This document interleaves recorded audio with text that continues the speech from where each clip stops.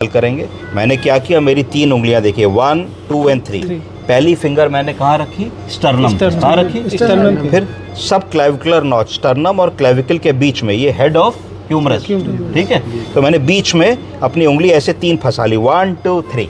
तो ये जो मेरी बीच वाली उंगली है, इसके नीचे मुझको सब क्लेवियन वेन मिलेगी।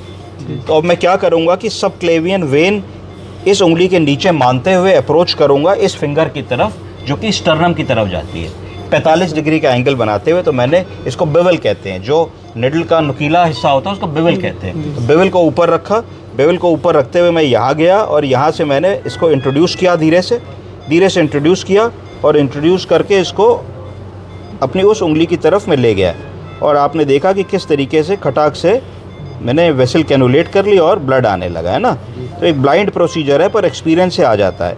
अब इसी में आप मोटी निडल और गाइड वायर डाल करके क्या कर सकते हैं, 1 सेकंड, 10 सेकंड, 20 सेकंड के अंदर आप कैनुलेट कर लेंगे, ठीक। पॉज किया। अब आपके पास ये निडल पड़ी हुई है तो आपको पता है कि आपका कनेक्शन स्किन के नीचे वेसल से बन चुका है। तो अब आप इसी के बगल से गए और आपने इसी के बगल से जा कर के मोटी निडल को उसी रास्ते से आपने अप्रोच किया। तो जैसे ही आपने अप्रोच किया तो देखा आपने इसमें भी आपका बहुत फ्री फ्लोइंग ब्लड आ गया।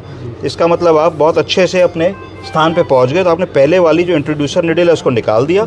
अब इसमें आपको क्या करना है, अब इसमें आपको एक गाइड वायर, क्या डालना है, गाइड वायर है ना, गाइड वायर डालना है जिसके ऊपर आप कैथेटर को चढ़ाएंगे। तो ये आपने गाइड वायर लिया और डिस्टल पोर्ट से आपने गाइड वायर को धीरे धीरे करके इसमें आपने डाल दिया। तो आपका गाइड वायर कहाँ चला गया, वेन के अंदर चला गया, ठीक है।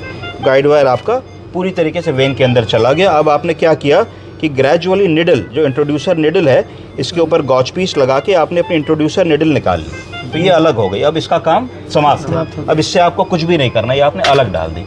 अब आपको डाइलेटर की ज़रूरत है। अब आपको रास्ता बनाना है, स्किन, टिश्यू, मसल, फेशिया के थ्रू ब्लड वेसल तक का रास्ता बनाना है। तो आपने अपना डाइलेटर लिया और डाइलेटर को आपने इस गाइड वायर के ऊपर धीरे से चढ़ा दिया और चढ़ा करके आपने क्लॉकवाइज एंटी क्लॉकवाइज मूवमेंट में ऐसे धीरे धीरे करके आपने इनको यहाँ तक गए और आपको जो रेजिस्टेंस मिली, आप अंदर बाहर आपने किया और एक टनल बना ली। क्या बना ली, गुफा, टनल बना ली।